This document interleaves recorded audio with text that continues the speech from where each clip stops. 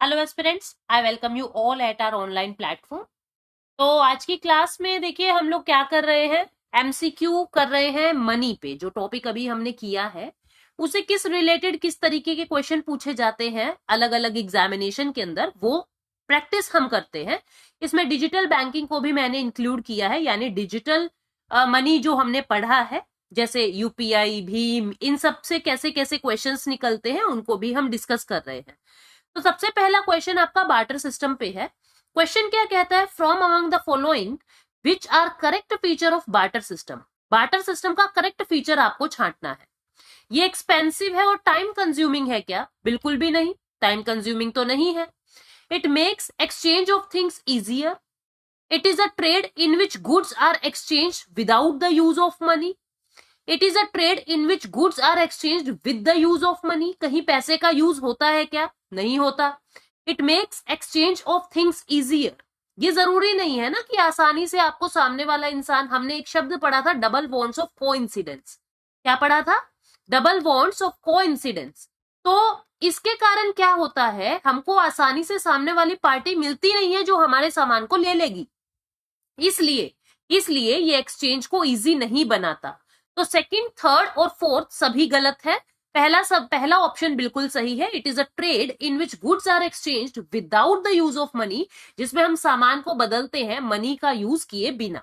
ठीक है, तो first option is correct. Now the next question is which of the following is demerit of barter system.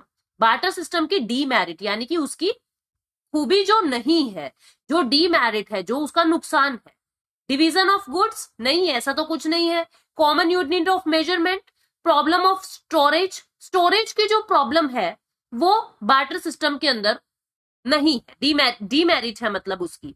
ठीक है, उसकी एक नुकसान है प्रॉब्लम ऑफ स्टोरेज। जैसे कि मान लीजिए आज के अंदर जो पैसा है वो आप कितना भी स्टोर करके रख दो, 1 करोड़ रुपया आपने बैंक में रख दिया और चाहे 10 साल तक, 20 साल तक, कितने भी सालों तक बैंक के अंदर है, आपको आपका पैसा सेफ मिलेगा।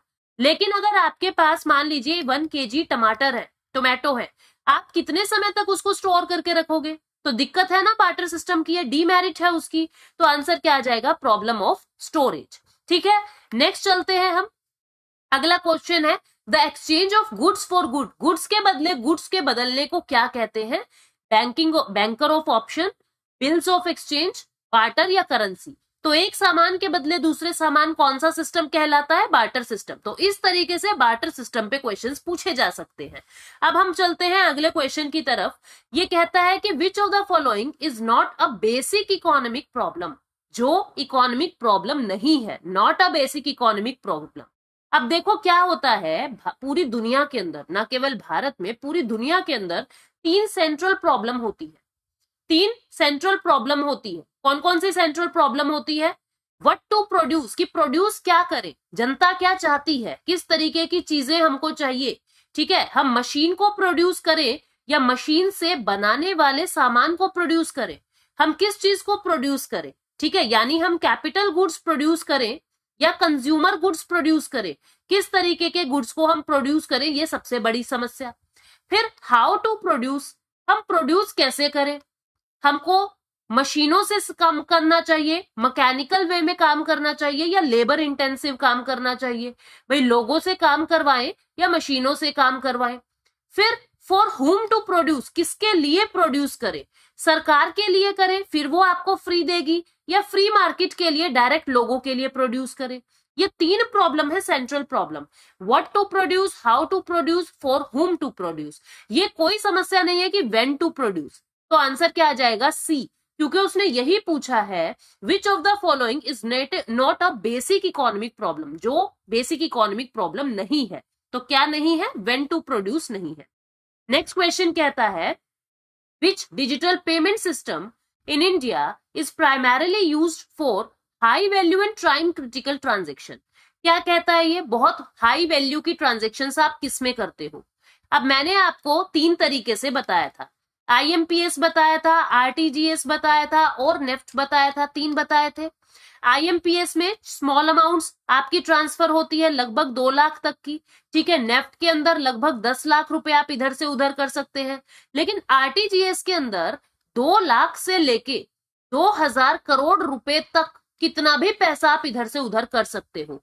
मैंने आपको ये कहा था आर से रिच, आर से रहीस और आर से ही रियल टाइम ग्रोथ सेटलमेंट। यानी जब बड़े बड़े पैसे की बात आए तो आरटीजीएस की बात आएगी, हाई वैल्यू ट्रांजेक्शन्स की बात आए तो आरटीजीएस आएगा। ठीक है, नेक्स्ट क्वेश्चन की तरफ बढ़ते हैं।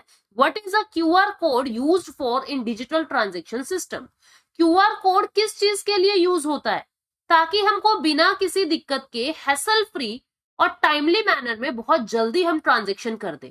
ठीक है, इसलिए हम क्यूआर कोड यूज करते हैं। एनक्रिप्टिंग sensitive user information, generating OTP for authentication. क्या क्यूआर कोड से ओटीपी आता है क्या? बिल्कुल नहीं आता। कुछ सेंसिटिव यूजर इंफॉर्मेशन आती है क्या? नहीं आती। कुछ ट्रांजैक्शन हिस्ट्री प्रोवाइड करने के लिए क्यूआर कोड लाते हैं क्या? नो। ये क्विक और इजी पेमेंट करता है।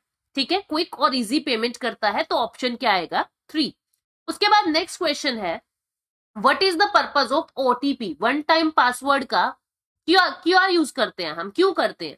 ताकि हमारी जो ट्रांजैक्शन है वो सेफ रहे, हमें ये पता लगे कि इसी इंसान के अकाउंट से पैसा निकल रहा है या हमारे अकाउंट से पैसा जा रहा है, इंसान को भी पता लगता है।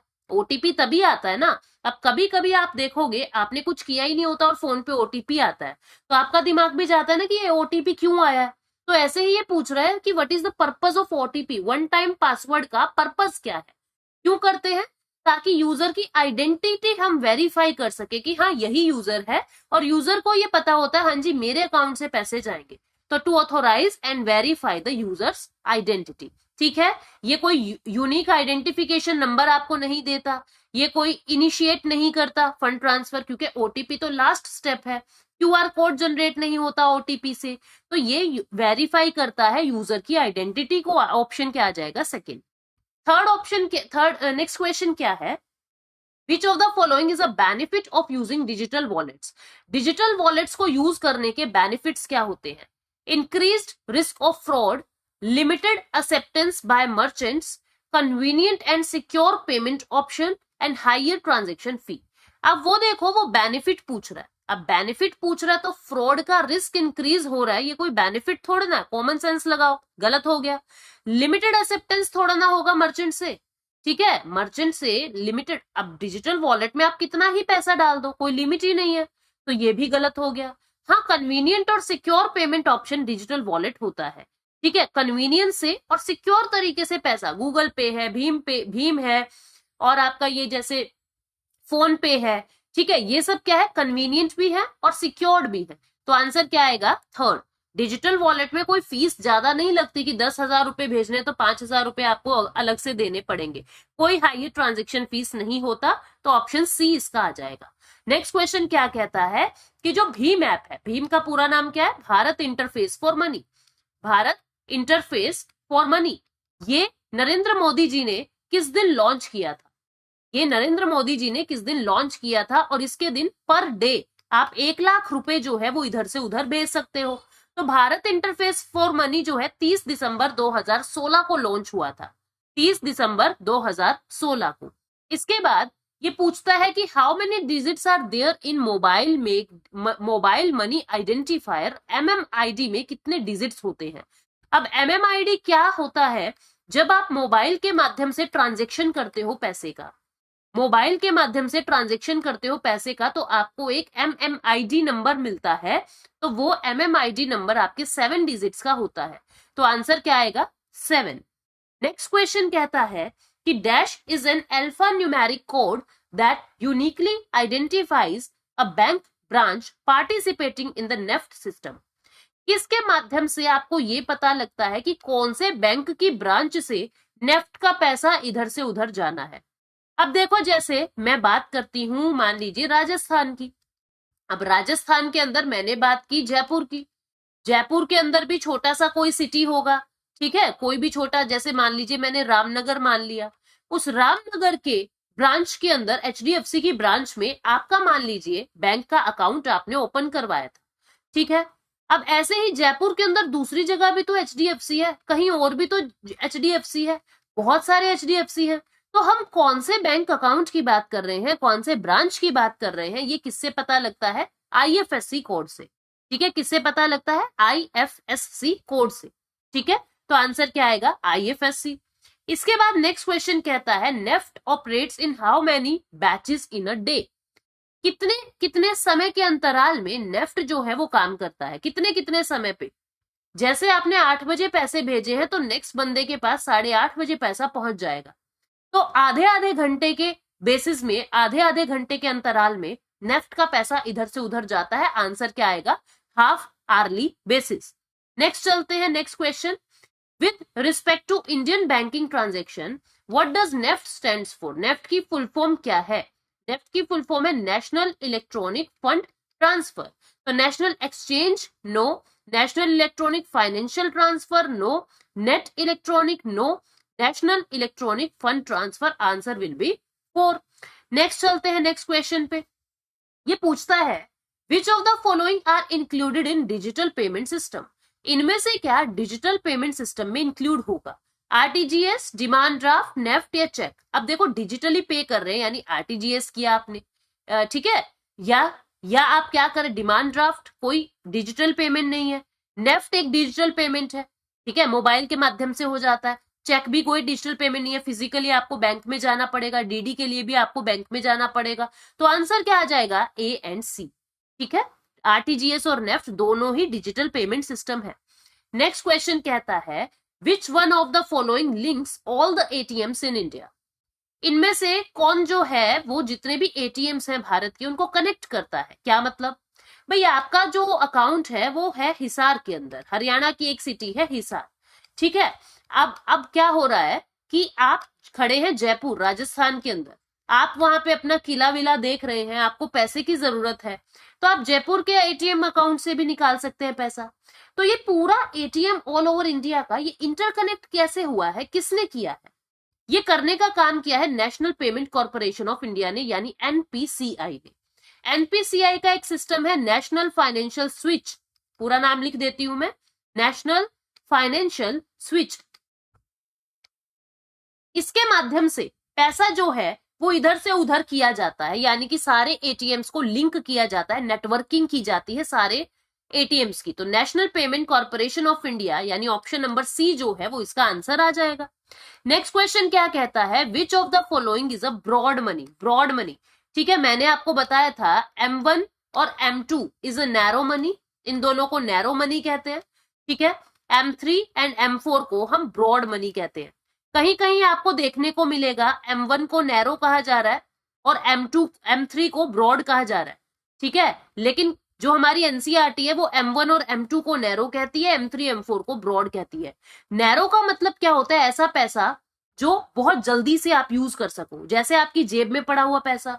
और ब्रॉड का मतलब ऐसा है जिसको यूज करने में आपको समय लगे, जिसको यूज करने में आपको समय लगे। और M नोट को क्या कहा जाता है? High powered money, high powered money. तो आपको ये देखना है इनमें से कौन सा पैसा ऐसा है जो यूज करने में हमको थोड़ी सी देर लगेगी। अब करेंसी जो आपकी जेब में है या नेट डिमांड डिपॉजिट जो आपके पास है, डिमांड डिपॉजिट यानी करंट अकाउंट, सेविंग अकाउंट, कभी भी कार्ड का यूज करो और पैसा यूज कर लो, तो ये तो नैरो मनी का आएगा। उसने ब्रॉड पूछा है। M1 plus saving deposit with post office, क्या कहता है ये? M1 plus saving deposit with post office, देखेंगे अभी इसको। M1 plus net time, this is M1, fourth option में M1 दे रखा है। M1 plus net time deposit of commercial banks, M1 plus net time deposit held by commercial bank.